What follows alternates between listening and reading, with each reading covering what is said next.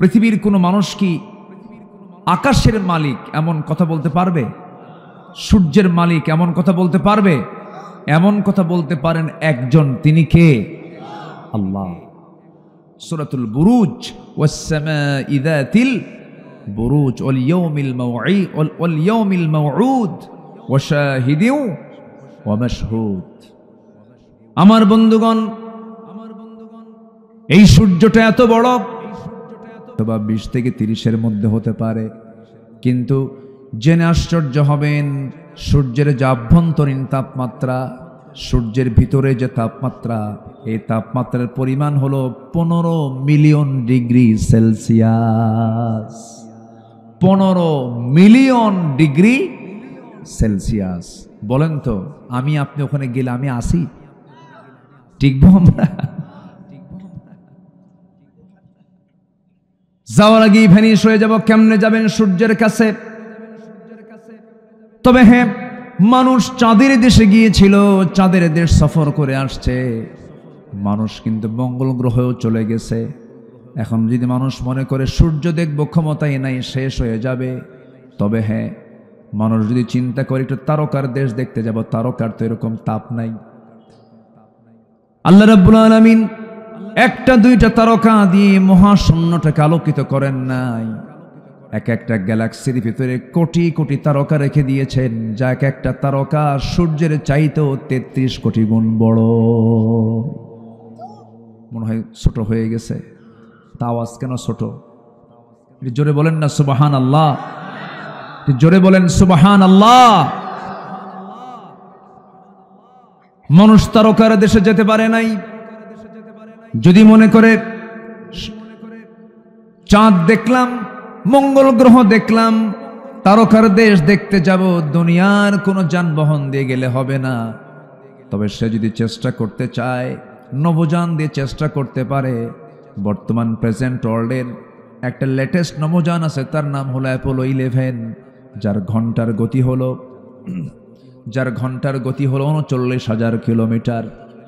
39,000 কিলোমিটারে বেগে যদি রওনা দিয়ে দেয়, পৃথিবী নামক এই দুনিয়া থেকে, আমার বন্ধুগণ, এই তারকার দেশে পৃথিবীর সবচেয়ে নিকটবর্তী তারকা হলো প্রক্সিমা সেন্ট্রাই। ওই তারকার দেশে যেতে তার সময় লেগে যাবে 1,15,000 বছর মাত্র। যাবেন কারা কারা? হাত তোলেন। সম্ভব? আসতে কয় সম্ভব। আর কি বাহাদুরি দেখায় মানুষ। আকাশ তো দূরেই থাকলো, আরো তারকা দূরেই থাকলো, শুধু সবচেয়ে কাছের তারকার দেশে যদি যেতে সময় লাগে 1,15,000 বছর। আমি কে? আমি কিছু, কিন্তু হাসিনা অনেক কিছু। হাসিনা অনেক কিছু। হায় হায়, 2041 ভিশন 2021 থেকে 41, 71 কত কি করলো। 2041-এ যায় নাই, 2024-ই শেষ। আসতে কন কেন? এই 16 বছর প্রায় দেখতাম জঙ্গি অভিযান। দেখেন নাই? অমুক জায়গায় জঙ্গির আস্তানা খুঁজে পেয়েছে, র‍্যাব বিশেষ অভিযান চালিয়ে এতগুলো অস্ত্র উদ্ধার করেছে। এবং ফেরার পথে জঙ্গিদেরকে নিয়ে আসার জন্য যখন চেষ্টা চালিয়েছিল, তারা তখন উল্টা পাল্টা গুলি চালায়। ক্রস ফায়ারে 3 জন নিহত। এই নাটক আমরা দেখেছি 16 বছর, কিন্তু 6 মাস যাবত অস্থায়ী সরকার যখন ক্ষমতায় আসছে, সেই সময় থেকে নিয়ে আজ পর্যন্ত এই নাটক কিন্তু আমরা দেখতেছি না। দেখতেছি কি? শুনতেছি এরকম কিছু না। নাই কেন? এখন জঙ্গি নাই কেন? এই নাটকটা যে চলেছে, যে চালিয়েছেন, ওই জঙ্গি নাটকের নাট্যকার, প্রডিউসার এখন দিল্লি গিয়ে বসে আছে। ঠিক কিনা? অনেক কিছু করেছে। সম্মানিত ভাইয়েরা, এদেশের আলেমদের উপরে যে অমানবিক নির্যাতনগুলো করা হয়েছে, আমরা সুস্পষ্ট ভাষায় জানান দিতে চাই, আল্লামা সাঈদী সহ যত আলেমদেরকে এই দুনিয়া থেকে যাদেরকে বিদায় করা হয়েছে, বিশেষ করে আল্লামা সাঈদীকে চিকিৎসার নাম করে জেলখানা থেকে হসপিটালে নিয়ে পয়জনিং করে ইনজেকশন পুশের মধ্য দিয়ে তাকে পরিকল্পিত নাটক তৈরি করে হত্যা করা হয়েছে। তাফসীর মাহফিলের এই প্ল্যাটফর্ম থেকে সুস্পষ্ট ভাষায় জানান দিতে চাই, অবিলম্বে ওই কুলাঙ্গারদের, খুনিদের ধরে চূড়ান্ত শাস্তি নিশ্চিত করা হোক। এ মতের পক্ষে রাজি আছেন কারা কারা? হাত উঁচু করে দেখান মুসলমান।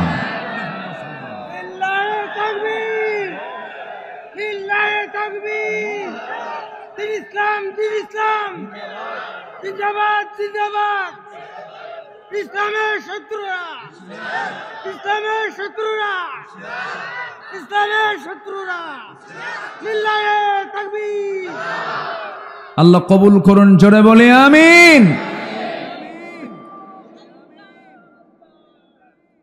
কাম সারছে, এটা ছন্দপতন হলো কেমনে আবার? অসুস্থ, অসুস্থ অটিস্টিক মনে হয় না?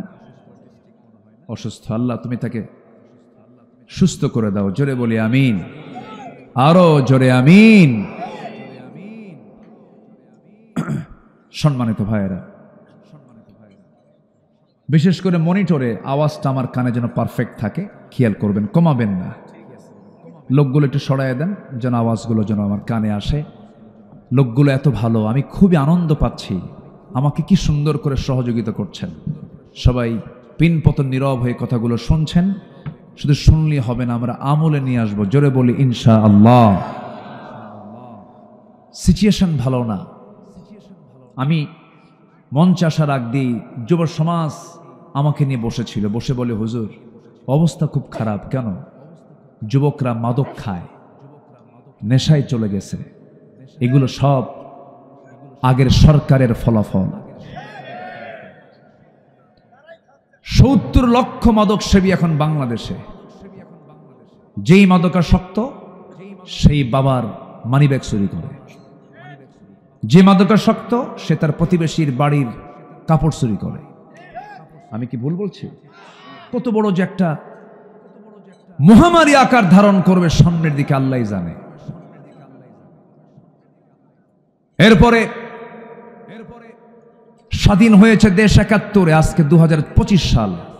53 বছরে 20 কোটি মুসলমানের বাংলাদেশে নামাজির সংখ্যা মাত্র 100তে 5 জন, অর্থাৎ শতকরা 5% মুসলমান নামাজ পড়ে। তাহলে কত সরকার আসলো গেল, এডুকেশন মিনিস্ট্রি ছিল, রিলিজিয়ান মিনিস্ট্রি ছিল, ধর্ম মন্ত্রণালয় ছিল, শিক্ষা মন্ত্রণালয় ছিল, যুব মন্ত্রণালয় ছিল। এতগুলো ডিপার্টমেন্ট এতদিন ধরে যারা চালালেন তারা কি করলেন? মাত্র নামাজি হলো 5%। এটা কেন?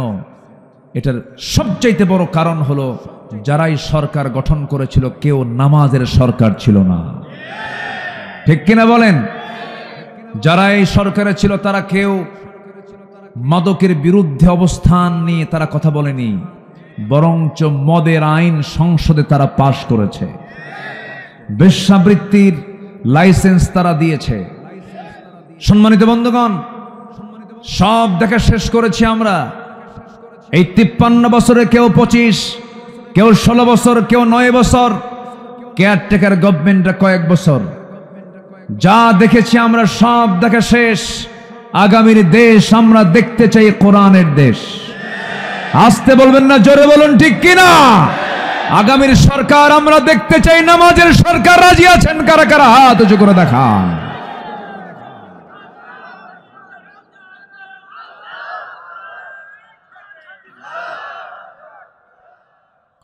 আল্লাহ কবুল করুন, জোরে বলি আমিন, আরো জোরে বলি আমিন।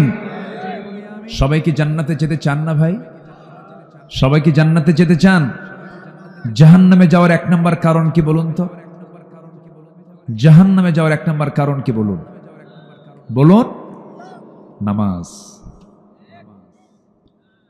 তাহলে যে দল, যে নেতা, যে দেশের আইন আমাকে জাহান্নামে যাওয়ার এক নাম্বার কারণই আমাকে নির্দিষ্ট করে দিতে পারে না, জাহান্নাম থেকে বাঁচানোর জন্য চেষ্টা চালায় না, সেই দল আমার বন্ধু হতে পারে না, সেই ব্যক্তি আমার বন্ধু হতে পারে না, সেই সরকার আমার সরকার হতে পারে না, যে সরকার আমাকে জাহান্নাম থেকে বাঁচানোর জন্য ফিকির করে না। অথচ আল্লাহ রাব্বুল আলামিন কত আগে বলছেন, আল্লাহ রাব্বুল আলামিন বলেন, আল্লাযীনা ইম্মাক্কান্নাহুম ফিল আরদি আকামুস সালাহ ওয়া আতাফুস যাকাতা ওয়া আমারু বিল মা'রুফি ওয়া নাহাউ আনিল মুনকার ওয়ালিল্লাহি আকিবাতুল উমুর। জোরে বলুন আল্লাহু আকবার।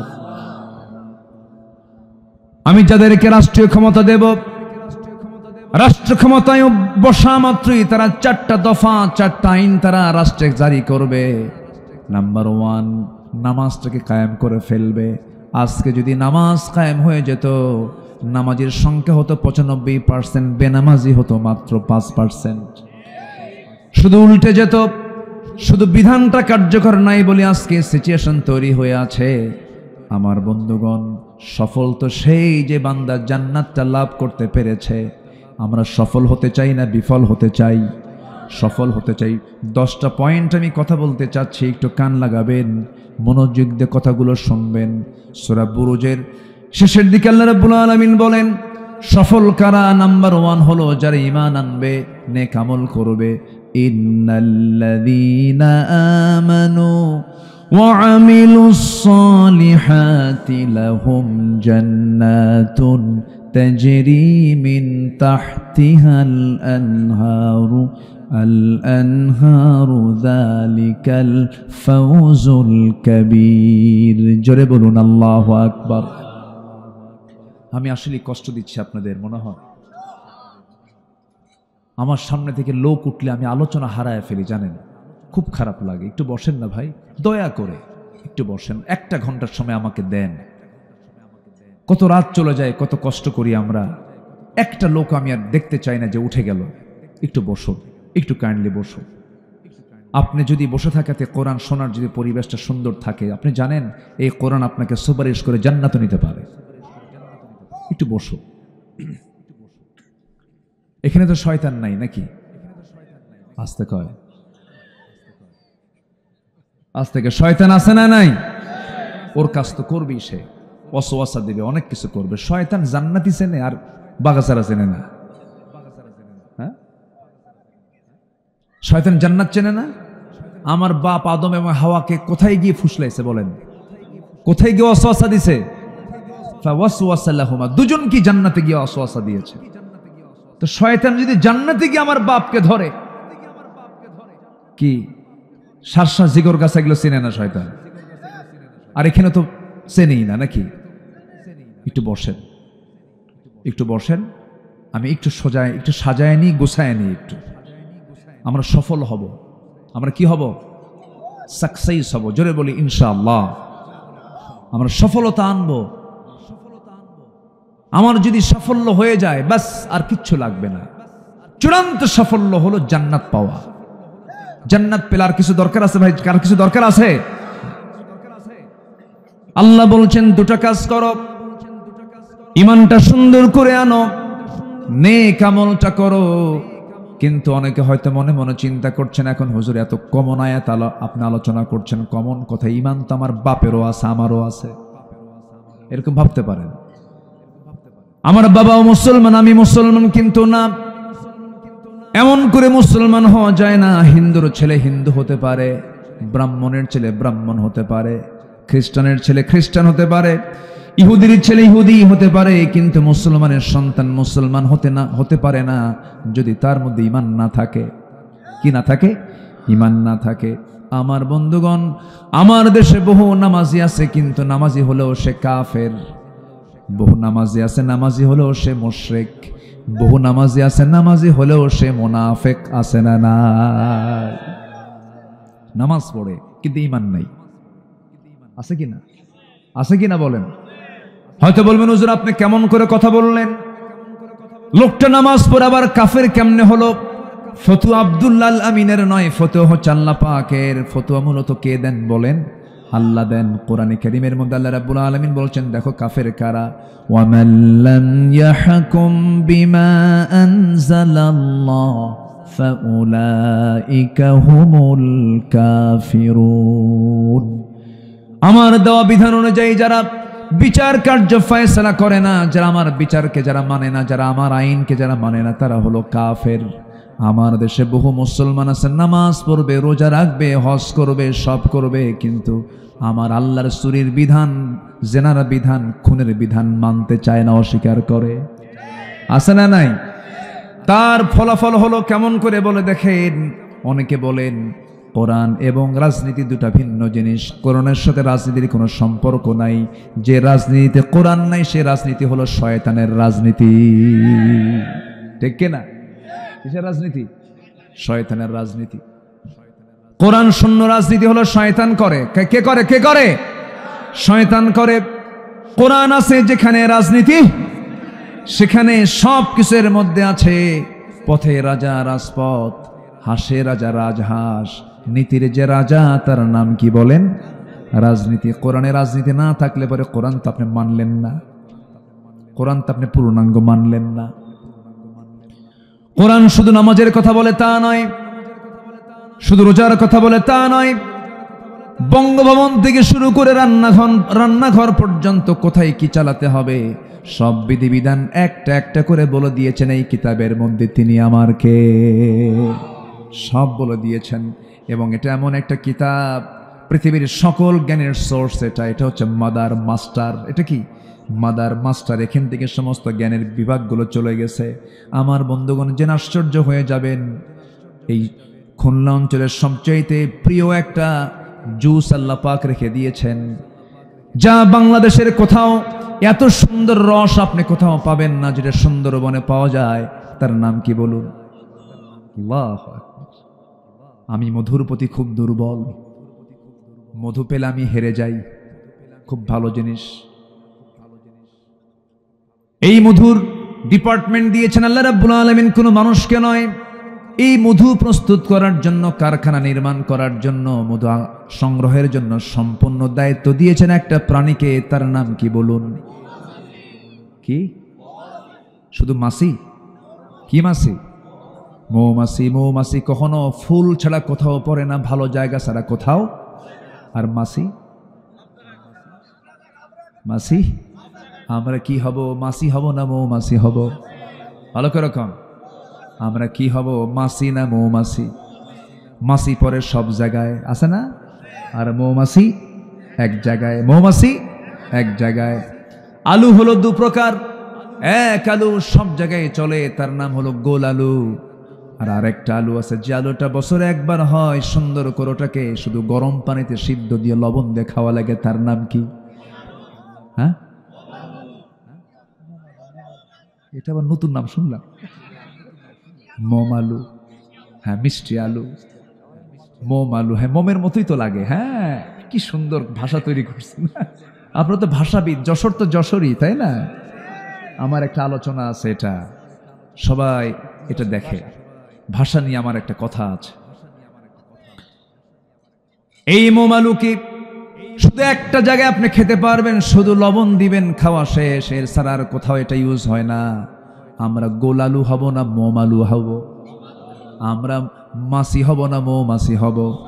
মৌমাছি হলো ইমানদার, আর মাছি হলো মুনাফিক। ও ফলেও পড়ে, ফুলেও পড়ে, আবার যা খায়া মানুষ ছাড়ে তাতেও পড়ে। ঠিক কিনা বলে? পাক না পাকের কোনো ভেদাভেদ তার ভিতরে নাই। মাছি চরিত্র না যাবে না, গোল আলু চরিত্র না যাবে না। চরিত্র আনতে হবে হলো ইমানদারের চরিত্র। ইমানদার কথা বলবে দুই জবান না এক জবান, এক জবানে কথা বলবে। আল্লাহ পাক মাছিকে দায়িত্ব দেন নাই, কারণ মাছিকে দায়িত্ব দিলে মাছিকে দায়িত্ব দিলে মধুগুলো সব পৌঁছে যেত। আল্লাহ দিয়েছেন মৌমাছিকে, কারণ মৌমাছির চরিত্র ভালো। মৌমাছির চরিত্র ভালো, মাছির চরিত্র ভালো নয়। এই জন্য মৌমাছিকে ওহী দিলেন। আল্লাহ রাব্বুল আলামিন সুন্দর করে বলছেন, وأوحى ربك إلى النحل أن اتخذي من الجبال بيوتا ومن الشجر ومما يعرشون জোরে বলুন আল্লাহু আকবার। আল্লাহ মৌমাছিকে ওহী দিলেন, মৌমাছিরে গাছের ডালে পাহাড়ের পাদদেশে সুন্দর করে বাসা প্রস্তুত করো, সুন্দর করে বাসা বানাও। কি সুন্দর করে বলে দিলেন। কিন্তু সেই মৌমাছিটা পুরুষ না মহিলা? হ্যাঁ, রানী। বলেন রাজা না রানী? রানী মৌমাছিকে বললেন, আল্লাহ ১৫০০ বছর আগে বললেন আনিত্তাখিদি মিনাল জিবালি বুয়ুতা, মুয়ান্নাসের সিগা, স্ত্রীলিঙ্গের সিগা, সেগে হে রানী মৌমাছি বাসা বানা। আল্লাহু আকবার বলেন। কি সুন্দর করে আজ থেকে ১৫০০ বছর আগে কি তথ্য দিয়েছেন একজন অস্ট্রিয়ান বিজ্ঞানী কার্ল ভন ফ্রিজ। গবেষণা করে ৩টা তথ্য দিয়েছেন। যে ৩টা তথ্য দিয়েছেন সেই তথ্যের সঙ্গে কোরআন হুবহু মিলে গেছে। জোরে বলি সুবহানাল্লাহ। কিয়ামত পর্যন্ত সকল বিজ্ঞানীরা ভিক্ষুকের মতো চেয়ে থাকবে কোরআনে, ভিক্ষুকের মতো চেয়ে থাকবে। কোরআন এমন আপডেট তথ্য দিয়েছে। আমার বন্ধুগণ, এই বিজ্ঞানী একটা বই লিখেছেন দ্য ড্যান্সিং বিজ। সেই বইটার ভিতরে তিনি 3টা তথ্য দিয়েছেন। এই অস্ট্রিয়ান বিজ্ঞানীকে নোবেল পুরস্কার দেওয়া হয় শুধু এই তথ্য দেবার জন্য। মৌমাছি এবং মৌচাক নিয়ে তথ্য দিয়েছেন। নাম্বার 1 তিনি বলেছেন মহিলা মৌমাছিগুলো তারা মধু আহরণ করে। নাম্বার 2 এটা কোরআন বলে দিয়েছে। এরপরে তিনি বলছেন যখন কোনো কর্মী মৌমাছি নতুন কোনো ফুলের সন্ধান পায় সঙ্গে সঙ্গে সে গ্রুপ মেসেজ দেয়। কি মেসেজ? কি মেসেজ? গ্রুপ মেসেজ দিয়ে দেয়। একসঙ্গে সবার কাছে খবর হয়ে যায়, সব একসঙ্গে চলে আসে। আল্লাহ রাব্বুল আলামিন এই পুরাতন তথ্যটাকে, এই গ্রুপ মেসেজকে কার্ল ভন তার নাম দিয়েছেন ওয়াগাল ড্যান্স। কি ড্যান্স? ওয়াগাল ড্যান্স বলেছেন। এই পুরাতন তথ্য ১৫০০ বছর আগে মহান রাব্বুল আলামিন কোরআনে তা বলে দিয়েছেন। আল্লাহ বলছেন সুম্মা কুলি মিন কুল্লিস সামারাতি ফাসলুকি সুবুলা রাব্বিকি যুলুলা। জোরে বলুন আল্লাহু আকবার। নাম্বার 3 হলো এই যে আমরা মধুগুলো খাই, এই মধুগুলো মৌমাছিগুলো বিভিন্ন ফুল থেকে ফল থেকে রসগুলো নিয়ে মুখে বহন করে নিয়ে আসে না, সে খেয়ে ফেলে। সে কি করে? খেয়ে ফেলে। মুখের মধ্যে ঢুকায়, সে পেটের মধ্যে নিয়ে নেয়। যখন সে মৌচাকের মধ্যে ঢুকে পেট থেকে বের করে মধুকে সেই জায়গায় সংরক্ষণ করে। জোরে বলে সুবহানাল্লাহ। তাহলে আল্লাহ মধু এই ওষুধটা বানিয়েছেন কার পেট থেকে? বলেন কার পেট থেকে? মৌমাছির পেট হলো ফ্যাক্টরি। মৌমাছির পেট কি?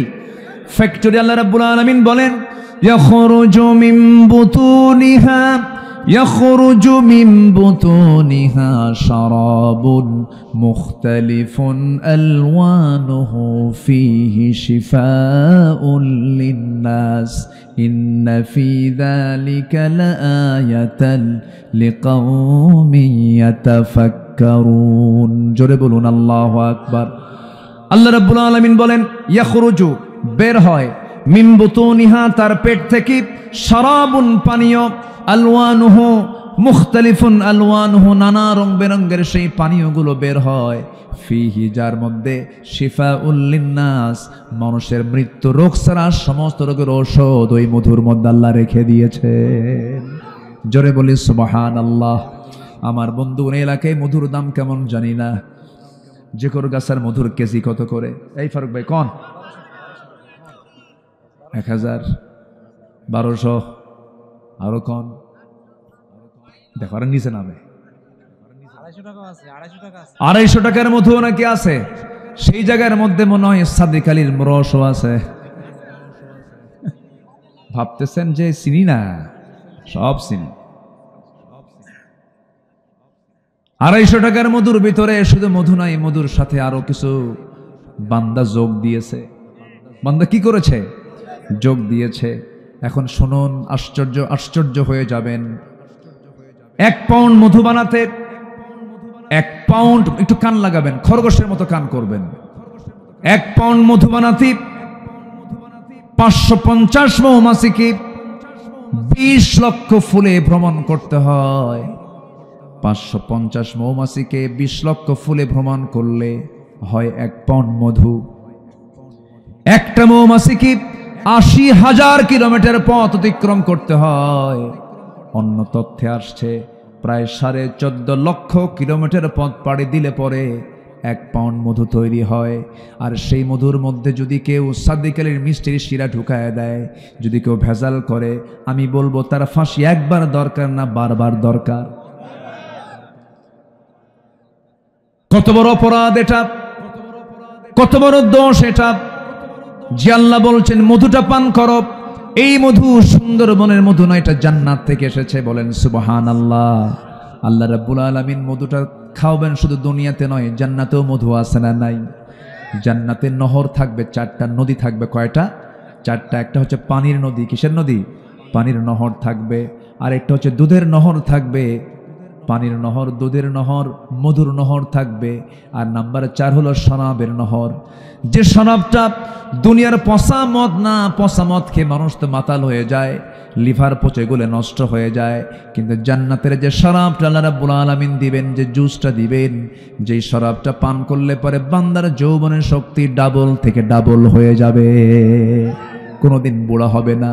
এই মধু, এই শরাব, এই পানি, এই দুধ সবাইকে পান করতে রাজি আছেন? সবাইকে খেতে রাজি আছেন? মধুর মধ্যে কোনো ভেজাল দেওয়া যাবে? খাদ্যের মধ্যে কোনো ভেজাল দেওয়া যাবে? বনের সম্পত্তি মেরে খাওয়া যাবে? হিংসা করা যাবে? অন্যের সম্পদ হয়, আরেকজনের ঘুম হয় না, এরকম আছে না নাই? গ্রামের ভিতরে একজন জমি কিনছে 3 বিঘা জমি কেনার সংবাদ শোনা মাত্রই আরেকজনের ঘুম হয় না। হাইরে কি করছে রে, কি আছে না নাই বলুন তো? ওর ঘুম হয় না। যখন আপনার বিরুদ্ধে যদি এরকম কিছু কাজ করে, তখন ভাবতে হবে আপনার ইমানের মধ্যে ক্যান্সার হয়ে গেছে। কি হয়ে গেছে বলেন? ক্যান্সার হয়ে গেছে, ইমানটা ক্যান্সার আক্রান্ত হয়ে গেছে। হিংসুক একজন ইমানদার হতে পারে না। ইমানদার হবে উদার না হিংসুক? বলেন কি হবে? আকাশের মতো উদার হবে। আল্লাহ তুমি তাকেও দিয়েছ, আল্লাহ তুমি আমাকেও দিয়ে দাও। হ্যাঁ, ঈর্ষা করা যাবে? হ্যাঁ। কোন ঈর্ষা? আল্লাহ তুমি তাকে দিয়েছ, আমাকেও দাও। কি? আমাকেও দাও। আল্লাহ তুমি তাকে দিয়েছ, আমাকেও দাও। এত রকম করা যাবে, কিন্তু হিংসা করা যাবে না। আগের যুগের মানুষ বিয়ে করতো ঘোড়া নিয়ে। কি নিয়ে? ঘোড়া নিয়ে। বহু আগে এক ওয়াজে শুনছিলাম, কার যে ওয়াজ শুনছে মনে নাই, ছোটবেলায়। তো এক বেচারি বিয়ে করবে, ঘোড়া নেবে, ঘোড়া নাই। তো যে গ্রামে বাড়ি, ওই গ্রামে এক মুরব্বীর ঘোড়া আছে। যার ঘোড়া আছে তার কাছে গিয়ে বলছে, চাচা আমার অমুক দিন বিয়া, তো ঘোড়াটা দেওয়া যাবে কি? তো মুরব্বীর খুব রাগ ছিল ওই যুবকের উপরে। এবার চান্স পাইছে, রাখছে, মানে ঝাড়ছে হলো রাগ। তোকে জীবনেও ঘোড়া দেব না, যা। ধমকা বের করে দিস। ও মন টন খারাপ করে চলে আসছে। সবে বরাতের রাত। কালকে কিসের রাত? কোন দেখছেন ওয়াজ কি মিলে গেছে, তাই না? বরাত নিয়ে কিছু কথা বলবো তো। এই এই ওঠে কেন? এই যে বসেন। আসলে বেশি রাত তো, আমি ভুল করেছি, একটু আগে ভাগে উঠলে ভালো হতো। কি অসুবিধা নাই তো? বলি ইনশাআল্লাহ। জি, আমার দিকে তাকান। এরকম ধমক দিয়ে কথা বলাও ঠিক না, কারণ এটা তো জোরাজুরির বিষয় না। একটু বসেন, একটু বসেন। তো রাগ করে যখন ধমক দিছে, তখন সে বের হয়ে চলে আসছে। পরের দিন শবে বরাত, গেছে নামাজ পড়তে। শেষ দোয়া, সে দোয়ায় বলতেছে, আল্লাহ আজকে আমার জন্য কিচ্ছু চাবো না তোমার কাছে, আমি আমার জন্য কিচ্ছু চাই না আল্লাহ, আমার কিচ্ছু দরকার নাই তোমার কাছে। আমার একটা শুধু দোয়া, বুড়ার যেন ঘোড়া মরে। বুড়ার যেন কি মরে? এই দোয়া শেষ করে, বরাতের দোয়া কি আর মিস হয়? কদরের দোয়া, বরাতের দোয়া তো আর মিস হয় না। দোয়া কইরা চলে আসছে বাড়িতে। বাড়িতে এসে দেখে মায়ের চোখে পানি। মা কান দেখে, মা তুমি কান্দো কেন? কি হয়েছে? কে বাবা, তোর গরু মরছে। তোর কি মরছে? গরু মরছে। তাহলে দোয়া কিন্তু কবুল ঠিকই হয়েছে, মালাকুল মউত আসছে, কিন্তু ঘোড়ার কাছে না গরুর কাছে? ঘোড়া বুড়ার আর গরু কার? যে দোয়া করছে তার। তো হিংসা করবেন, হিংসার আগুনে নিজে জ্বলে পড়ে সরকার হবেন। যার জন্য হিংসা করছেন তার কিচ্ছুই হবে না। আমরা হিংসা করব না। জোরে বলে ইনশাআল্লাহ, আর জোরে বলে ইনশাআল্লাহ।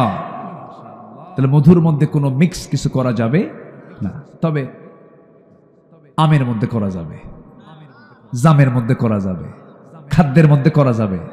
কোনো কিছুতেই কোনো খাদ্যে ভেজাল দেওয়া যাবে না। ইমানদার কি করবে? খারাপ আমল না ভালো আমল? আল্লাহ রাব্বুল আলামিন বলছেন 10টা পয়েন্ট আমি কথা বলবো, এর মধ্যে একটা পয়েন্ট শেষ করেছি। যারা ঈমান আনবে, নেক আমল করবে, তারাই হলো মহাসফল। নেক আমল করব আমরা। বাপ মরে গেছে যেদিন, সেই দিনই বোনদেরকে, তারা তো আসবে জানাজায়, তারা আসবে বাড়িতে। যেদিন বাপ মরে গেছে সেই দিনই আমার ভাই বোন যত আছে সব হাজির করবে, এক জায়গায় হব, এক জায়গায় হয়ে বলবো বাপ তো কবরে চলে গেছে, আজকে থেকে সম্পত্তির মালিক আমরা ভাই বোন সবাই। ঠিক কিনা? কিন্তু কিন্তু কিছু কিছু ভাই আছে, সম্পদ বাপ থুয়ে গেছে, এক যুগ চলে যায়, বোনকে সম্পত্তি বুঝে দেয় না। আছে কিনা? এটা মনে হয় এই এলাকায় নাই মনে হয়। বোনকে সম্পত্তি বুঝে দেওয়া কি সুন্নত না ফরজ? জোরে কোন, সুন্নত না ফরজ? বোনকে সম্পদ বুঝে দেওয়া ফরজ। বরং আল্লাহ রাব্বুল আলামিন, এখানে ফারুক ভাই আছেন, অনেক আলেম ওলামা আছেন, কোরআনের সূরা সূরা নিসার দিকে যান। সূরা নিসার মধ্যে আল্লাহ রাব্বুল আলামিন প্রথমে আগে একজন নারীকে, নিজের বোনকে সম্পত্তি আগে বুঝাই দিতে বলেছেন, লিযযাকারি মিসলু হাযযিল উনসাইন। আগে মেয়েকে বুঝায় দাও, বোনকে আগে বুঝায় দাও, নারী জাতিকে আগে বুঝায় দাও। উচিত ছিল যেদিন বাপ মারা গেছে সেই দিন সন্ধ্যাবেলায় সব এক জায়গায় হয়ে বলতে হবে, বাপ তো মরে গেল, সম্পদ রেখে গেছে, আর এক সেকেন্ডও ভাইদের মধ্যে রাখবো না, তোমরা সম্পত্তিগুলো বুঝে নাও। ঠিক আছে, 2 দিন 3 দিন না হয় চলেই গেল, কিন্তু যুগের পর যুগ চলে যায়। কিছু কিছু হাজির সাহেব ভাই আছে, বোনদেরকে সম্পত্তি না দিয়া বোনের ধান বেচা হজে যায়। আছে কিনা? হ্যাঁ, এই সালিশ হয়েছে কয়েকদিন, এই সালিশও হয়েছে, এটা দেখেন, সালিশ হয়েছে না? উনি সালিশ করেছেন কয়েকদিন আগে, বোনের সম্পত্তির ধান বেচে হজে যাচ্ছে, ওর হজ কবুল হবে? বোনকে বুঝাইয়া দিতে হবে, 16 আনা বুঝাইয়া দিতে হবে। কি যেন একটা কৃপণতা, এই কৃপণতা আপনি কেন দেখাবেন? আপনি যে বাবার সন্তান, সেই বাবার সন্তান তো আপনার সেই বোনটা, বুঝাইয়া দিবেন না কেন? এত কৃপণতা কেন? কোনো কথা চলবে না, কোনো কস চলবে না। যদি আপনি বোনের সম্পত্তি এক চুল পরিমাণ মেরে খান, জাহান্নাম ছাড়া কোনো গতি নাই, জাহান্নাম যেতে হবে। আবার কিছু কিছু ভাই আছে খুব চালাক, মেয়েদেরকে একটু পাম দিলেই তো গলে যায়। মেয়েরা কি প্রশংসা পেলে খুশি হয় না? খুব, মেয়েদেরকে প্রশংসা করলে ওরা খুব খুশি হয়, আর পুরুষকে প্রশংসা করলে তোর মতলব খারাপ। কি তোর মতলব খারাপ? এত প্রশংসা করিস কেন? কি মতলব কি তোর? তুই কি নিবি? হ্যাঁ, এই তো, এত প্রশংসা করিস কেন? কিন্তু মেয়েরা তো আল্লাহ পাক সেইভাবে সৃষ্টি করেন নাই। মেয়েদেরকে যত প্রশংসা করবেন তত ফুলতে ফুলতে পটকা মাছ, খালি ফুলতেই থাকে, ফুলতেই থাকে। কিছু কিছু ভাই আছে খুব চালাক, ওই বোনদেরকে মাঝে মাঝে ডাক দেয়, শীতের সময় পিঠা খাওয়ায়, বিভিন্ন সময় পৌষ পার্বণে পিঠা খেতে খাওয়ানোর জন্য বোনদেরকে ডাক দেয়। সুন্দর করে কুমিল্লার রসমালাই, টাঙ্গাইলের চমচম, নাটোরের কাঁচা গোল্লা, বগুড়ার দই, যশোরের খই, সবগুলো এক জায়গায় জমা করে বোনকে খাওয়া দিয়া, পাম্পট্টি দিয়া যাওয়ার আগে কানে কানে বলে, বোন রাগ করিস না, অংশ নিলে কিন্তু ধ্বংস হয়। কত বড় পাক্কা শয়তান! আছে না নাই? এগুলো কি নেক আমল? শোনেন, এগুলো ওয়াজ শুনে যদি কারণ না ভাল লাগে, ওর কপাল খারাপ একদম। আমি তো জায়গা মতো হাত দিচ্ছি, বোঝেন নাই? সম্পত্তি বের করে দিচ্ছে না আমি।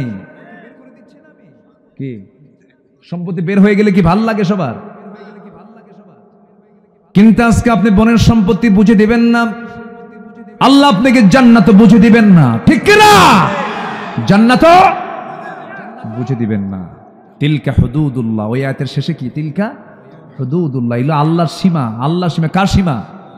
আল্লাহর সীমা। মারাত্মক ভয়ঙ্কর অপরাধ এগুলো। এগুলো নেক আমলের ভিতরে। বোনকে বুঝাই দিবেন, নেক আমল হয়ে গেল আপনার। সূরাতুল বুরুজের 11 নম্বর আয়াতে আল্লাহ রাব্বুল আলামিন বলছেন, যালিকাল ফাউজুল কাবীর, এটা তোমার জন্য বড় সফলতা। সফল যদি হতে চাও এই আমলগুলো করো। নাম্বার 2 হলো পরিশুদ্ধিতা, তাসকিয়াতুন নাফস। নফসের শুদ্ধতা যার মধ্যে থাকবে সে জান্নাত পাবে। বহু আলেম সেদিন ধরা খেয়ে যাবে, বহু শহীদ সেদিন ধরা খেয়ে যাবে, বহু দানবীর সেদিন ধরা খেয়ে যাবে, বহু কারি বহু হাফেজ সেদিন ধরা খেয়ে যাবে। হাফেজদেরকে আল্লাহ বলবেন তুমি কেন আমার সামনে দাঁড়াইছো? আল্লাহ তোমার কালাম মুখস্থ করছিলাম, আমারে জান্নাত দাও। আল্লাহ বলবেন তুই হেফজ করেছিস, মানুষকে বাহাবা নেবার জন্য মানুষ তোকে হাফেজ বলবে। সুন্দর তেলাওয়াত করতে পারিস, মানুষ তোকে সুন্দর বলে প্রশংসা করবে। মানুষের প্রশংসা পাওয়ার জন্য এই সমস্ত কিছু করেছিস, আমার খুশির জন্য করিস নাই, যা জাহান্নামে যা। আলেমদেরকে জাহান্নামে ঢুকানো হবে, শহীদকে জাহান্নামে ঢুকানো হবে। দানবীর বলবে আল্লাহ তোমার উদ্দেশ্যে দান করছেন না। দানবীরের তোর নামের স্লোগান না হলে পরে, তোর নামে একটু হুঙ্কার না দিলে তোর মন বেজার হয়ে যেত, মানুষকে তুই বাহাবা চাইতি মানুষের কাছ থেকে, তুই আমার জন্য দেশ নাই, তুই জাহান্নামে চলে যা। আমার বন্ধুগণ, নিয়তের বিশুদ্ধতার অভাবে অনেক ভালো ভালো মানুষ যাদেরকে আমরা মনে করতাম তারা ধরা খেয়ে যাবে, জাহান্নাম চলে যাবে। এই জন্য বুখারী শরীফের প্রথম হাদিস হলো ইন্নামাল আমালু বিন্নিয়াত। প্রত্যেকটা কাজ তার নিয়তের উপর নির্ভরশীল। নিয়ত পরিশুদ্ধ, তার আমল কবুল হবে। নিয়তে ভেজাল, তার আমলের রেজাল্টও ভেজাল, নষ্ট হয়ে যাবে সবকিছু। আল্লাহ রাব্বুল আলামিন সেজন্য বলছেন ক্বাদ আফলাহা মান তাযাক্কা ওয়া যাকারা ইসমা রাব্বিহি ফাসাল্লা বাল তু'থিরুনাল হায়াতাদ দুনিয়া ওয়াল আখিরাতু খায়রুন ওয়া আবকা ইন্না হাযা লাফিস সুহুফিল উলা সুহুফি ইব্রাহিম ওয়া মূসা। জোরে বলুন আল্লাহু আকবার। সফলকে যে নফসকে শুদ্ধ করতে পেরেছে, কি কাকে শুদ্ধ করতে পেরেছে? একে ধরা যায় না, ছোঁয়া যায় না, গতি প্রকৃতি নির্ণয় করা যায় না, কিন্তু নফসকে কন্ট্রোল করার দরকার আছে না নাই? নফস চাই হলো গাড়ি চাই, নারী চাই, বাড়ি চাই, অর্থ চাই, বিত্ত চাই, সব চাই, খালি চাই, চাওয়ার শেষ নাই, এত চাওয়া চাই। আল্লাহ বলছেন এটাকে কন্ট্রোল কর। ওয়া আম্মা মান খাফা মাকামা রাব্বিহি ওয়া নাহান নাফসা আনিল হাওয়া ফাইন্নাল জান্নাতা হিয়াল মাওয়া। আল্লাহু আকবার বলেন। নফসের বিরুদ্ধে অবস্থান নিতে হবে। আমার বন্ধুগণ, আমার নবীজি সাহাবে কেরামকে সামনে রেখে একদিন বলছেন আত্তাকওয়া হা হুনা, আত্তাকওয়া হা হুনা, আত্তাকওয়া হা হুনা। রাসূল বুকের দিকটা বুঝাই দিলেন, এটা বুঝালেন কলব, এটাই হলো তাকওয়া। টুপি তাকওয়া নয়, জুব্বা তাকওয়া নয়, দাড়ি তাকওয়া নয়। এরপরে কি বলে? পাগড়ি যে তাকওয়া, এটা তাকওয়ার প্রতীক। বাহ্যিক ভাবে রাসূল এগুলো বললেন না, তাকওয়ার কথা বললেন। আত্তাকওয়া হা হুনা, আত্তাকওয়া হা হুনা। ইন্নাল্লাহা লা ইয়ানজুরু ইলা সুওয়ারিকুম ওয়ালা ইলা জাসামিকুম ওয়ালাকিন ইয়ানজুরু ইলা কুলুবিকুম ওয়া আমওয়ালিকুম। আল্লাহ তোমাদের বাহ্যিক বেশভূষা দেখবেন না, তোমাদের বাহ্যিক কোনো কিছু দেখবেন না, দেহ দেখবেন না। আল্লাহ তোমাদের দেখবেন হলো তোমাদের অন্তর, তোমাদের অন্তর। জোরে বলুন সুবহানাল্লাহ। আবার এটাকে ভুল বুঝবেন না, যে ক্যামেরাগুলো আছে না জানে কোন দিকে কোন প্যাঁচ লাগায়। আমি বললাম যে টুপি তাকওয়া না, কেন তাকওয়া না, আবার ভুল বুঝবেন না, কিন্তু এগুলো উল্টা পাল্টা করে, তো কথাগুলো কেটে কেটে প্যাঁচ লাগায় দেয়। আমি কিন্তু হাদিসের ব্যাখ্যায় গিয়ে এই কথা বলেছি, টুপিরও দরকার আছে, দাড়িরও দরকার আছে, কিন্তু সেই দাড়ির দরকার নাই যে দাড়ি রাখছিল সালমান এফ রহমান। কি ঠিক কিনা কন? মনে আছে আপনাদের? দাড়িকে রাখছিল না কাটছিল? ওরা রাখে আবার কাটে। ধর্মের ব্যবসা তারাই করে যারা প্রয়োজনে দাড়ি রাখে আবার দাড়ি কাটে, ওরাই ধর্মের ব্যবসায়ী। ঠিক কিনা? সম্পত্তি দিয়ে করবেন কি বলেন? এত সম্পত্তির পাহাড় সালমান এফ রহমান, গোটা দেশ চুষে খাইছে, সব ব্যাংক লুটপাট করেছে, দেশের এখন 1 নম্বর ধনী। লাভ হলো কি? শেষ পর্যন্ত পালানোর রাস্তা না পায় আবার ভুল করে নৌকায় চড়ছে। নৌকা থেকে কোস্টগার্ড ধরে ফেলছে। আইনমন্ত্রীকে দেখে বলে, স্যার চিনছি আপনাকে, চলেন থানায় চলেন। আইনমন্ত্রী কয় আমি কি একা আসছি নাকি, আমি তো জামাতের সাথে আসছি। কিসের সাথে আসছি? জামাতে। জামাত ছাড়া উপায় নাই তো, জামাত ছাড়া উপায় আছে? হারাম ফতুয়া দেয়। আমার দেশে আবার কিছু হাইব্রিড মুফতি আছে, হাইব্রিড মুফতি, বুঝলেন? আছে না নাই বলেন তো? একটা ডাক্তার হতে গেলে ডাক্তার একা অপারেশন করতে পারে না, টিম লাগে। অপারেশনে যাবে 8-10টা ডাক্তার এক জায়গায়, মেডিকেল টিম গঠন করে ফাইনালি এরপর অপারেশনে যায়। ইঞ্জিনিয়ার কোনো প্ল্যান পাস করতে গেলে একা করে না, একটা বোর্ড থাকে, এরপরে তারা একটা প্ল্যান পাস করে ফেলে। কিন্তু আমার দেশে তার হুজুরদের আর কোনো বোর্ড টোড লাগে না। তো ইউটিউবের একটা চ্যানেল আছে, খুলে বলে কিয়ামত পর্যন্ত হরতাল হারাম। বলছে তো, বলছে কি পর্যন্ত হারাম? কিয়ামত পর্যন্ত হারাম। দেখছেন, ও কিয়ামত পর্যন্ত বাঁচবে মনে হয়, ফতুয়া রাখছে কিয়ামত পর্যন্ত। আমি গেছিলাম হজে, আমার কিছু বন্ধু বান্ধব ছিল। আমার দেশের মানুষের মধ্যে কিছু সমস্যাও আছে, তো ফতুয়া তো আমার দেশে মাঝে মাঝে উল্টাপাল্টা দেয়, এরকম ফতুয়া আসে বিভিন্ন জায়গায়, দেখি তো, দেখি আর হাসি। একজন বলল যে নাভিতে হাত বাঁধা যাবে না, এটা হারাম। আরেকজন বলল বুকে হাত বাঁধা যাবে না, এটাও হারাম। এখন বান্দা কোন জায়গায় নামাজ পড়বে বলেন? এখানেও হারাম, বুকেও হারাম। সলিমুদ্দি এখন নিয়ত বেঁধে এখন আর জায়গা পাচ্ছেন, আল্লাহু আকবার কপালে। কোথায় নিয়ে গেছে?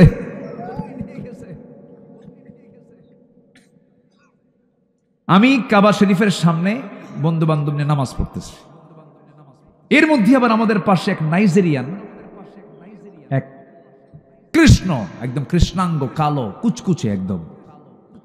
ওরা আবার হুঁশে একটু খাটো, হ্যাঁ। তো দেখি যে ঘুতা মেরে আমাদের মাঝখানে দাঁড়ায় গেল, ঘুতা এরকম করে দাঁড়ায় গেল, মানে ডোন্ট কেয়ার, মানে পাত্তাই দেয় না, এরকম করে দাঁড়ায় গেল, মানে অবলীলা, মানে কিচ্ছু মনেই করতে, মানুষ না কে খেয়াল নাই। নামাজে দাঁড়ায় আল্লাহু আকবার, বুকেও না, হাতেও, পেটেও না, আল্লাহু আকবার, ছেড়ে দিছে, ছেড়ে দিয়ে নামাজ পড়তেছে। এইরকম করে নামাজ পড়া দেখে এখন আরেকজন আমাকে বলতেছে, হুজুর এটা আবার কোন নামাজ? বললাম তুই কি মুফতি? তুই কি মুফতি প্রশ্ন করলি কেন? এখানে মুফতি নাই? বলুন তো, মক্কার আশেপাশে মুফতি নাই? বলুন তো, ওখানে কেউ ভুল করলে ধরার মতো লোক নাই, আছে না নাই? বলুন তো, এটা ভুল না তো? যদি কেউ নিয়ত বেঁধে যদি নাভিতে বুকে নাও বাঁধে, যদি ছেড়েও দেয়, তাও নামাজ হয়ে যাবে। কথা বোঝেন নাই? অথচ এগুলো নিয়ে লাগে ঘন্টার পরে ঘন্টা তর্ক বিতর্ক, সুদের প্রশ্ন একটাও করে না, জেনা নিয়ে কোনো কথা বলে না। আজকে সমাজে জেনার সয়লাভ হয়ে গেছে, এগুলো নিয়ে কোনো কথা নাই। মদের দোকান আছে, এগুলো নিয়ে কোনো কথা নাই। আল্লাহর বিধান জমিনে জারি করা দরকার, এগুলো নিয়ে কোনো কথা নাই। খালি দল্লিন জল্লিন, আমিন আসতে জোরে, তারাবির নামাজ, বেতের নামাজ, বরাত আছে কিনা, 8 রাকাত 20 রাকাত ফরজ নামাজের পরে মোনাজাত আছে কিনা, এই হচ্ছে ওদের জ্ঞানের পুঁজি, ঠিক কিনা? এই হচ্ছে ওদের জ্ঞানের পুঁজি। এগুলোকে পাত্তা দিবেন না। আবার বলে অমুক দল হারাম, অমুক দল হারাম, তুই নিজে হারাম। আসতে কোন কেন? যে কয় অমুক দল হারাম, অমুক দল হারাম, অমুক দল, ওর মধ্যে কোনো হালাল নাই, খালি হারামই আছে ওর মধ্যে। শুনুন, সুস্পষ্ট একটা কথা শুনুন।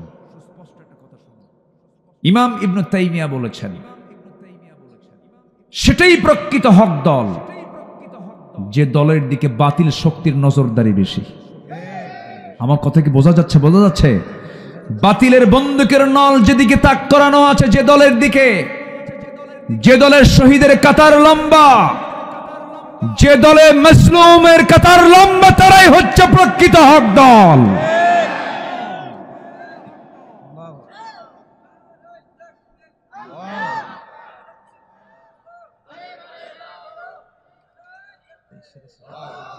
হ্যাঁ, তাই জেলে ছিলেন?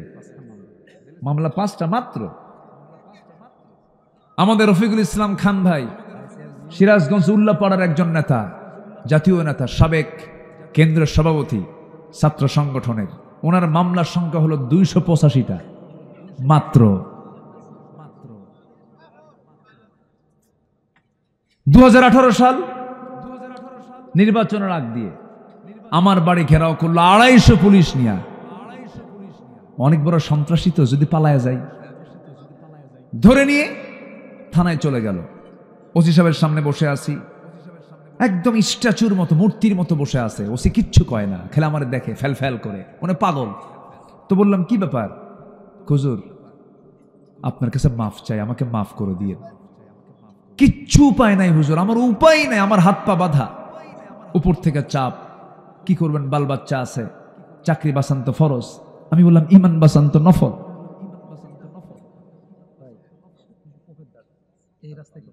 শেষ পর্যন্ত আমাকে নিয়ে একটা টিম গঠন করে জোরপূর্বক আরো কয়েকটা মামলা আরো যোগ দিয়া চালান করে দিল হলো কোর্টে। কোর্টের জজ আমার দিকে তাকায়া খালি এরকম করে, সেনে এরকম করে যে এমন মামলা দিছে জামিন তো হবেই না। আমিও জানি হবে না, সমস্যা নেই। চলে গেলাম জেলখানায়। মেইন গেট দিয়ে ঢোকা মাত্রই দেখি এক মুরব্বী আমাকে দেখে, সাদা দাড়ি, মুখে একটা দাঁতও নাই। আমাকে দেখা মাত্রই ভাঙ্গা মুখে সালাম একখান লম্বা দিয়ে বলে, হুজুর আপনি জেলখানায় ঢুকছেন? খুব খুশি হলাম। তো বললাম জেলখানায় ঢুকলে কেউ খুশি হয়? হুজুর কি করব, কত মাহফিলে গেছি আপনার, কিন্তু এত চেষ্টা করছি মুসাফা করব, একটু আলিঙ্গন করব, পাইলামই না আপনাকে। আল্লাহ শেষ পর্যন্ত কি সুন্দর রহমত, আল্লাহ আপনি আমার সামনে ধরা দিলেন। দোয়া করি আপনি জেলখানায় থাকেন। কি কথা কি বুঝতেছেন? এরপরে বললাম চাচা ভালো কথা, তো আপনি জেলখানায় কেন নাতিপুতি থুইয়া? কে বাবা, বোমা হামলা, মানে ওনার নামে বোমার মামলা দিস। এগুলো করেছে। সম্মানিত বন্ধুগণ, সম্মানিত ভাইয়েরা, একটা ইতিহাস থেকে শিক্ষা নেওয়ার দরকার আছে না নাই? বলেন তো আছে না নাই? আজকেও যারা চাঁদাবাজির খবর আমাদের কানে আসতেছে, একজন কিন্তু পালানোর সময় না পেয়ে ভাঙ্গা হেলিকপ্টারে বিদায় নিয়েছে। এগুলো যদি আবার অব্যাহত কেউ রাখেন, এগুলো যদি করতেই থাকেন, ও তো ভাঙ্গা হেলিকপ্টারে পালাইছে, ভাঙ্গা হেলিকপ্টারও কিন্তু জুটবে না। আসতে বলবেন না, জোরে বলুন ঠিক কিনা? স্বচ্ছতা নিয়ে চলবো আমরা। সত্যির কোনদিন পরাজয় হতে পারে। আলা ইন্না হিজবাল্লাহি হুমুল গালিবুন। বলুন তো এই লোকের কি দোষ ছিল বলেন? ওনার কপালে এই যে আঘাত, চাপাতের আঘাত মেরে রক্তাক্ত করে দিয়েছে। আল্লামা সাইদির কি দোষ ছিল বলুন তো? ফেরেশতা চরিত্রের একজন মানুষ। অসংখ্য আলেমকে জেলখানায় রেখে আল্লামা সাইদিকে রিমান্ডে নিয়ে হিন্দু পুলিশ দিয়ে তার গালে থাপ্পড় মারা হয়েছে। কম কিছু করা হয়নি। আমরা পরিবেশ পেয়েছি, আমরা কিচ্ছু চাই না। আল্লাহর কাছে বলবো, আল্লাহ এই জমিনটা তুমি কোরআনের জন্য কবুল করে নাও। আমাদের সব দুঃখ চলে যাবে, সব দুঃখ চলে যাবে। দিন এই জমিনে কায়েম হলে পরে আমাদের কোনো অভিযোগ নাই, কোনো অভিযোগ নাই, কোনো অভিযোগ নাই। আমরা এটাই চাই। আল্লাহ কবুল করুন। জোরে বলি আমিন, আরো জোরে আমিন, আরো জোরে আমিন। আমরা দিলটাকে শুদ্ধ করব, জোরে বলি ইনশাআল্লাহ। বাইরের চামড়া ময়লা হলে সাবান দিয়া কত দিয়ে পরিষ্কার করি না? করি, ময়লা হতে দেই না। স্কিন প্রবলেম হলে পরে ডাক্তারকে দেখাই, যেন খারাপ না দেখা যায়। আয়নায় বারবার মুখ দেখি যেন মুখের মধ্যে কোনো কালিমা না থাকে। কিন্তু দিলটা সাফ করার জন্য, নফসকে পরিষ্কার করার জন্য আমরা তো কোনো মেহনত করি না। অথচ আল্লাহ বলছেন, বাইরেরটা আমি দেখব না, আমি তোর ভিতরেরটা দেখব। দিলটা পরিষ্কার করতে হবে। হিংসা নিয়ে চলা যাবে না, গর্ব নিয়ে চলা যাবে না, ফখর নিয়ে চলা যাবে না। এই সমস্ত নিয়ে চললে পরে সব শেষ হয়ে যাবে। দিলের কিছু রোগ আছে, যেমন রোগ হলো লোভ, রোগ হলো রাগ, ক্রোধ, মিথ্যা কথা বলা, গীবত করা, হাসাদ করা, কৃপণতা করা, লোক দেখানো, অহংকার করা, পরশ্রী কাতরতা, সম্পদের অবৈধ ভালোবাসা, সম্মানের অবৈধ কামনা, দুনিয়ার ভালোবাসা, এই সমস্ত বিষয়গুলো হলো নফসের রোগ। এই রোগগুলো থেকে আমাকে আপনাকে পরহেজ হতে হবে। যদি এমন পরহেজ যদি আমরা হতে পারি, নফসের শুদ্ধতা আনা মানে হলো সেই বান্দার ঠিকানা জান্নাত হয়ে যাওয়া। জোরে কোন সুবহানাল্লাহ। নফসের শুদ্ধতা কাকে বলে দেখেন, সাইয়েদনা আলী যুদ্ধের ময়দানে গেছেন, একজন কাফের তাকে ধরাশয়ী করে ফেলেছে, তিনি আবার তাকে ধরাশয়ী করে ফেলেছেন। জমিনের উপরে যখন ফেলে দিয়ে তার বুকের উপরে উঠে তরবারে দিয়ে তার কলিজা ভেদ করে দিবেন, এমন সময় সে কাফের করলো কি, নিজ থেকে সাইয়েদনা আলীর মুখ বরাবর থুতু মারলো। থুতু মারার সঙ্গে সঙ্গে তার প্রচন্ড রাগ হয়ে গেল, তুই আমারে থুতু মারলি। আবার ডাবল রাগ যখন হয়ে গেছে, তিনি রাগটাকে নিয়ন্ত্রণ করে ওই লোকটাকে না মেরে, কাফেরকে না মেরে তাকে ছেড়ে দিলেন। সঙ্গে সঙ্গে লোকটা বলছে, তুমি আমাকে, এখন তো রাগ বেশি হয়ে তুমি আমাকে মেরে ফেলার কথা, আমি তোমাকে থুতু দিয়েছি মুখে। তিনি বললেন, কিছুক্ষণ আগে আমার যে রাগটা ছিল একমাত্র আল্লাহর জন্যই ছিল, তুই দিনের দুশ্মন, এই জন্যই তোকে মেরে ফেলবো। কিন্তু দ্বিতীয়বার যখন তুমি আমার মুখে যখন থুতু মেরেছ, আমার ব্যক্তিগত রাগ চলে আসছে। আমার ব্যক্তিগত রাগ আসার কারণে আমি যদি তোমাকে মারতে যাই, সেই দিন কিয়ামতের দিন আল্লাহ রাব্বুল আলামিন আমাকে খুনির কাতারে দাঁড় করাবেন, এই জন্য তোমাকে ছেড়ে দিলাম। সুবহানাল্লাহ বলবেন না? এটাই হচ্ছে নফসের শুদ্ধতা। ফ্রেশ থাকতে হবে, ফ্রেশ রাখতে হবে আমার বন্ধুগণ। এরপর আল্লাহ রাব্বুল আলামিন সফলতার জন্য বলছেন, নাম্বার 1 হলো ঈমান আনা, নেক আমল করা। নাম্বার 2 হলো পরিশুদ্ধিতা নিয়ে চলে আসা। নাম্বার 3 হলো সত্যবাদী হওয়া। কি হওয়া বলেন? সত্যবাদী হওয়া, সত্যবাদীর জন্য সফলতা। নাম্বার 4 হলো তাকওয়া অর্জন করা। মাইয়ুতিইল্লাহা ওয়া রাসূলাহু ওয়া ইয়াখশাল্লাহ ওয়া ইয়াত্তাকিহি ফাউলাইকা হুমুল ফাইজুন। নাম্বার 5 হলো ধৈর্যশীল হওয়া। ধৈর্যশীলের সঙ্গে কে আছেন বলেন? বিমা সাবারু আন্নাহুম হুমুল ফাইজুন। নাম্বার 6 হলো আল্লাহ এবং তার রাসূলের আনুগত্য করা। আনুগত্য করবে যে সফল হবে সে।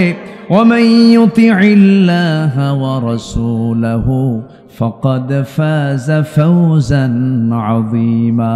জোরে বলুন আল্লাহু আকবার। নাম্বার 7 হলো সৎ কাজের আদেশ এবং অসৎ কাজের বাধা যারা দেবে তারা সফল হয়ে যাবে।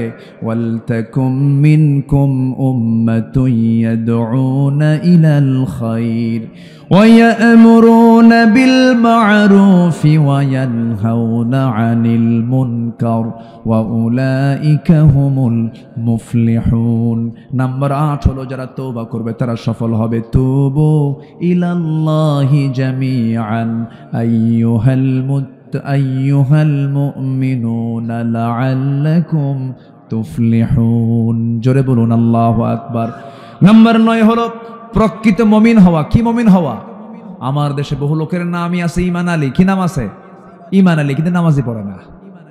নাম হলো রমজান আলী, রমজান মাসে দুপুরবেলা ভাত খায়, আছে কিনা বলেন? নাম হলো ফজর আলী, ঘুম থেকে সকাল 10টার দিকে ওঠে, নাম রাখছে কি? ফজর আলী। কোনো ঘুম থেকে জাগে না।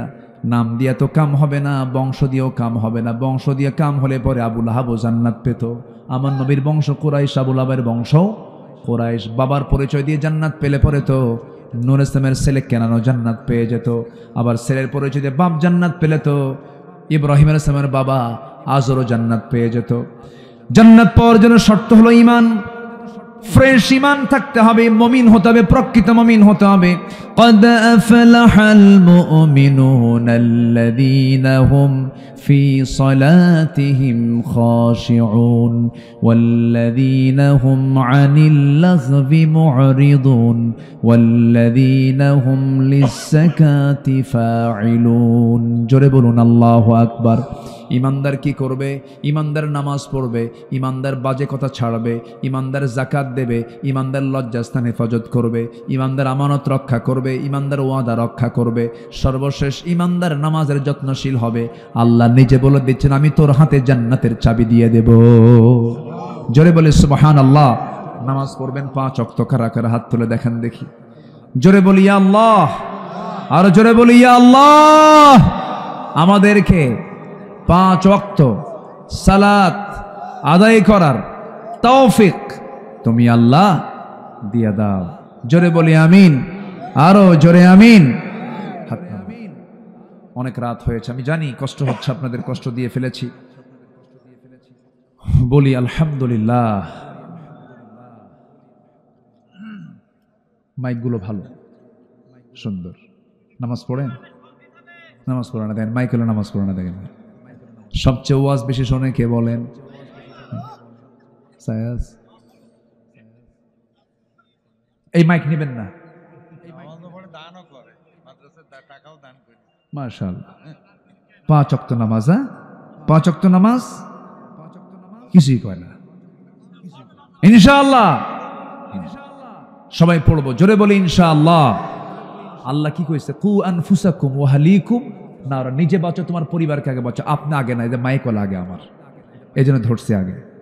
প্রত্যেকদিন এদের সঙ্গে দেখা হয়ে যায়। এই ইউটিউবার নামাজ পড়েন, এরা ক্যামেরা রেকর্ড করে, ওয়াজ রেকর্ড করে মানুষকে শোনায়, নিজে নামাজ পড়েন না। এই পড়েন তো ভালো করে, ভালো করে কন। হ্যাঁ, নামাজ পড়তে হবে, কিন্তু দাড়ি কই? ও দেখেন দাড়ি আছে কিন্তু ভিটামিন নাই। মাশাআল্লাহ, আল্লাহ কবুল করো, জোরে বলি আমিন। অনেক রাত হয়েছে, আমি যে সাবজেক্ট নিয়ে কথা বলেছি সে সাবজেক্ট মোটামুটি শেষ করেছি। আমি সবাইকে নিয়ে দোয়া করব। কেউ যাবেন না? কালেকশন হয়েছে কি? হয়ে গেছে, আচ্ছা ঠিক আছে, দিয়েছেন আলহামদুলিল্লাহ। মা বোনরা কি আসছে? মা বোন আছে মাহফিলে? প্রচুর প্রচুর আছে। এতক্ষণ আমাকে বললেন না কেন?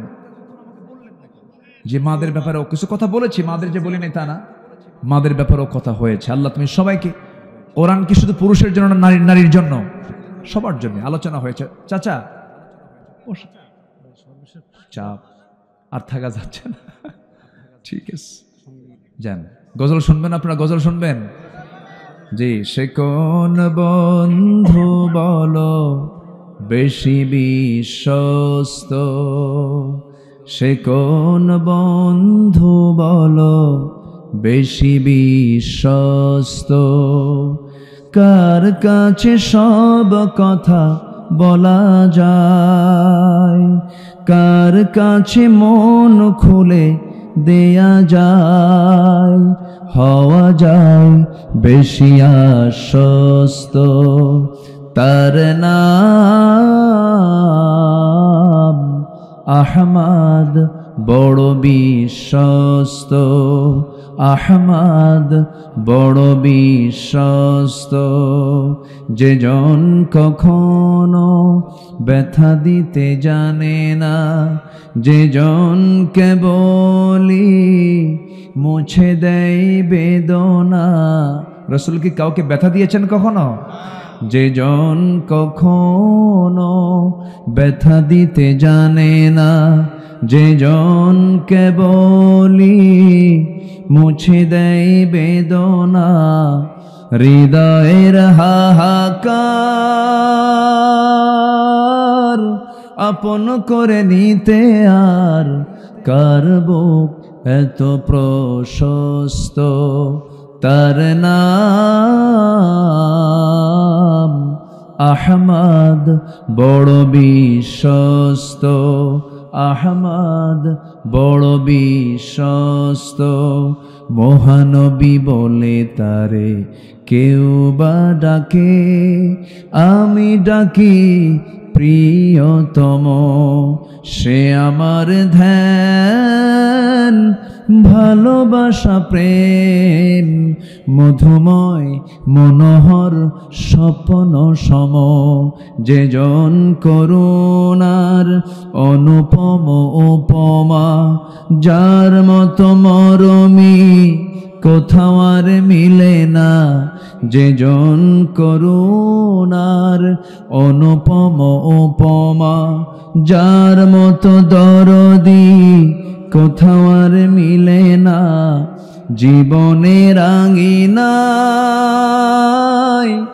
আবাদ করে দিতে আর কার বুক এত প্রশস্ত, তার নাম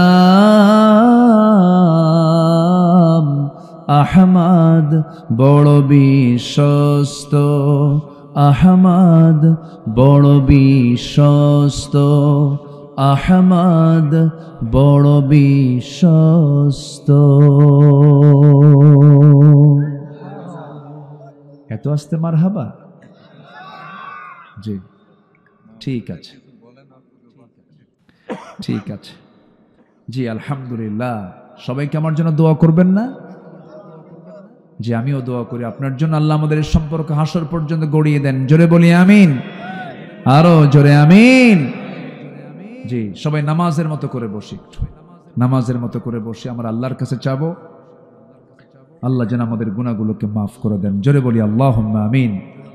সবাই বলে সুবহানাকা আল্লাহুম্মা ওয়া বিহামদিকা আশহাদু আল্লা ইলাহা ইল্লা আনতা আস্তাগফিরুকা ওয়া আতুবু ইলাইকা।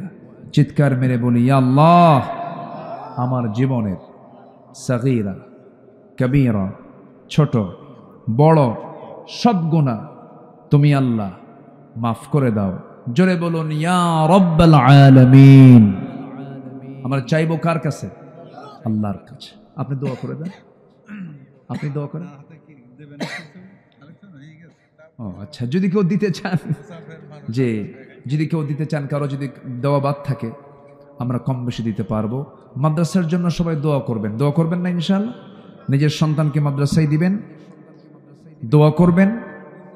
আর কিছু অর্থ নিয়মিতভাবে, অনিয়মিত না, নিয়মিতভাবে কিছু অর্থ মাদ্রাসায় দেব আমরা। জোরে বলি ইনশাআল্লাহ।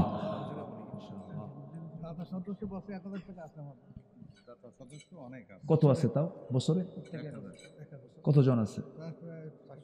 400-র মতো। মাশাআল্লাহ। জি আল্লাহ পাক এটা 1000 বানায় দিক সদস্য। আল্লাহ কবুল করুন। জোরে বলি আমিন। জি আপনি দোয়া করে দেন। হ্যাঁ জি, আমরা সবাই আল্লাহর কাছে চাই। অনেক রাত হয়েছে, ফজর পড়বো না আমরা ইনশাআল্লাহ? ফজর পড়বো না? জি, ফজর যেন কারো কাজা না হয় সেদিকে একটু খেয়াল করা উচিত আমাদের। জি যতটুকু হয়েছে আমরা এখন দোয়া করি। আশপাশে অনেক কবরবাসী আছেন, তোর অপেক্ষায় আছেন যে আমার সন্তানগুলো কখন দোয়া করবে। আমরা সবার জন্য দোয়া করব। আল্লাহুম্মা আমিন। রব্বানা যালামনা আনফুসানা ওয়া ইল্লাম তাগফির লানা ওয়া তারহামনা লানাকুনান্না মিনাল খাসিরিন। রব্বানা লা তুযিগ কুলুবানা বা'দা ইয হাদাইতানা ওয়া হাব লানা মিন লাদুনকা রাহমাতান ইন্নাকা আনতাল ওয়াহ্হাব। গভীর রাত, নিঝুম রাত, ঝিমানো রাত্রিতে চাঁদের মতো হাজারো মুসলমান নরনারী নিয়ে তোমার কালামের সূরা বুরুজ থেকে সফল কারা কারা, সফলতার দিকগুলো কি কি, তোমার আয়াতগুলোকে সামনে রেখে 10টা পয়েন্টে সংক্ষিপ্ত করে বলার চেষ্টা করেছি। আয় আল্লাহ তাআলা, শেষ সময় এসে তোমার শাহী দরবারে কাঙ্গাল ফিকারির মতো দুটো হাত পেতেছি। আল্লাহ গুনার দিকে নজর দিও না, বান্দা মনে করে তামাম জীবনের সমস্ত গুনাহগুলোকে মেহেরবানি করে মাফ করে দাও। জনম দুঃখিনী মা, জনম দুঃখী বাপ জান যারা চলে গেলেন, জিন্দেগির গুনাহগুলো মাফ করো, কবরগুলোকে জান্নাতের টুকরা বানাইয়া দাও। অনেক আলোচনা শেষ করে বাড়ি ফিরব, বউ বাচ্চা সব দেখব, কিন্তু মাকে পাবো না, বাপকে পাবো না। সে আব্বা আম্মা যারা চলে গেল রে, জিন্দেগির গুনাহগুলো মাফ করে দাও, কবরগুলোকে জান্নাতের বাগিচা বানাইয়া দাও। দিল থেকে আব্বা আম্মার জন্য সবাই আমার সঙ্গে ঠোঁট মিলিয়ে মিলা আওয়াজ দিয়ে সবাই বলুন রব্বিরহামহুমা কামা রব্বায়ানি সগীরা। রব্বিরহামহুমা কামা রব্বায়ানি সগীরা। রব্বিরহামহুমা কামা রব্বায়ানি সগীরা। বিশেষ করে মাহফিলটার আয়োজন করলেন যারা, শোনার জন্য কষ্ট করে আসলেন যারা, বিনিময়ে কিয়ামতের কঠিন ময়দান যেদিন কেউ কাউকে চিনবে না, মা সন্তানকে পর্যন্ত স্বীকার করে বসবে, সেই কঠিন মুসিবতের দিন এ মাহফিল সবার জন্য নাজাতের মাধ্যম তুমি আল্লাহ বানাইয়া দিও।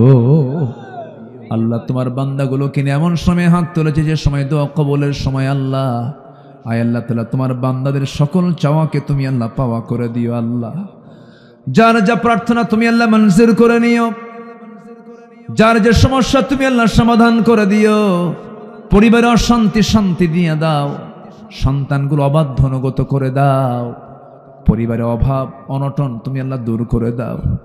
আল্লাহ গো ঋণগ্রস্ত ঋণ মুক্ত তৌফিক দিয়ে দাও। আল্লাহ গো অসুস্থ সুস্থতা তুমি আল্লাহ দান করে দাও। তোমার কাছে চাইবো না তো কার কাছে চাইবো আল্লাহ? সকল প্রাপ্তিতে তুমি দিয়ে দাও আল্লাহ। আমাদের যা চাওয়া দরকার ছিল চাইলাম, যা প্রয়োজন কিন্তু চাইতে পারলাম না সেটাও তুমি আল্লাহ আমাদের দিয়ে দাও। দুনিয়া থেকে কোন দিন বিদায় নেব জানি না, ডান হাতে আমলনামা না আসা পর্যন্ত মরণ দিও না। আমার বয়সে কত বন্ধুর বিদায় হয়ে গেছে।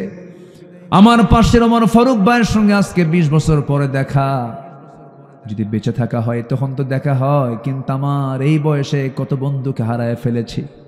আল্লাহ গো এত বড় বাস্তবতা, কোন দিন মরবো কেউ তো জানি না। আমাদের এই সম্পর্ক তুমি আল্লাহ দয়া করে হাসর পর্যন্ত গড়াইয়া দিও আল্লাহ।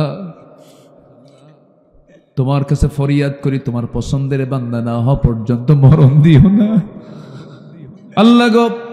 এই বাগাচারের আব্দুল জলিল নামে একজন ডাক্তার ছিল, যেখানেই যেতাম মাহফিলে ছুটে চলে যেত।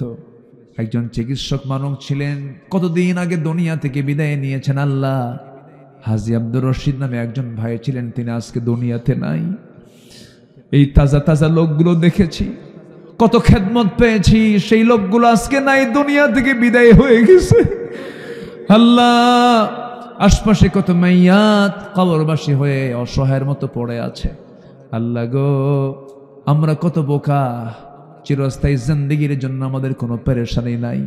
মেহেরবানি করে মেহেরবানি করে মেহেরবানি করে তোমার পছন্দের বান্দা হওয়ার তৌফিকটা দিয়ে দিও আল্লাহ। তোমার এই দুনিয়া ছেড়ে কোন দিন চলে যাব জানি না, তবে যেদিন মরে যাব রে, টান মেরে ঘর থেকে বের করে দেবে। জীবনের শেষ গোসলটা হয়ে যাবে, মরমুখ সব দেখে দেখে চলে যাবে রে। সন্তানগুলো ছটফট করতে থাকবে, বউ বলবে স্বামী আমার এই যে সংসারের চাবি, এই চাবি আমি কার হাতে দেব রে স্বামী? আমাকে কবরে শোয়া দেবে রে। 24 ঘন্টা যাবে না মাথার চুলে তেল দিতাম, সেই চুলগুলো খসে খসে পড়বে। চামড়াগুলোতে কত যত্ন নিয়েছি, 3 দিন যাবে না চামড়াগুলো গলে গলে পোকার পেটের খাবার হয়ে যাবে। মাত্র 7টা দিন পেটের নারী ভরি সব চোখ মুখ কান নাক দিয়ে বের হওয়া শুরু হয়ে যাবে। মাত্র 3টা মাসের ব্যবধানে দেখা যাবে কয়েকটা হাড় ছাড়া এই দেহের মধ্যে আর কিছু নাই রে। এই তো দুনিয়ার জীবন রে আল্লাহ। সে অন্তিম সময় যখন চলে আসবে, জবানে জারি করে দিও কালোজয়ী কালিমা তাইয়্যিবা লা ইলাহা ইল্লাল্লাহ মুহাম্মাদুর রাসূলুল্লাহ। আসসালামু আলাইকুম ওয়া রাহমাতুল্লাহি ওয়া বারাকাতুহু। কি হয়েছে? অ্যাক্সিডেন্ট। হ্যাঁ, আমার মেয়ে দেখেন